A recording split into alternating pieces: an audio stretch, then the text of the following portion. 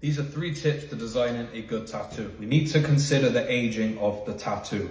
Ink spreads over time, so all of that fine line work isn't going to be as fine in the future. All of that detail in your realism tattoo, it's not going to be as crisp in a few years as it is today. Don't get me wrong, a good tattoo is going to have a good lifespan, but either way the ink is going to spread, so we need to compensate for that spreading, and we need to make sure there's enough open skin in the tattoo to allow those lines to bleed without bleeding together and losing detail and becoming unreadable. Which brings me to point number 2, which is being readable. We need to make sure that the tattoo is readable. The aging covers the size of the tattoo and how much room it needs to age. Readability is all about the contrast. Is there enough black? Is there enough skin tone? Is there enough detail? Is there enough simplicity to allow the detail to come through? Ever looked at a tattoo and thought, what the hell is going on there? I can't really understand what's going on. That's the definition of a tattoo that isn't very readable. So the tattoo that you can see above,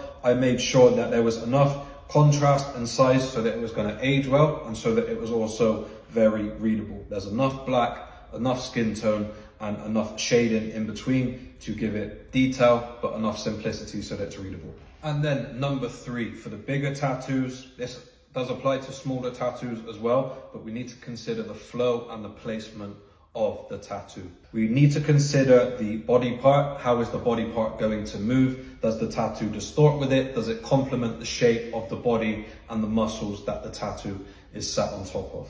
I obviously put the faces somewhere flat where they're not going to distort, on the outside of the forearm, on the ball of the shoulder. You can see that the shape of the shark, the way that the fin comes up and bends around the arm, no matter how my client moves his arm, the tattoo is always going to flow with him and just move with the body. Nothing looks awkward. It looks like it was made for the arm. To take your tattooing and career to the next step, check out my online tattoo course at thebuzzacademy.com and stop wasting time self-teaching.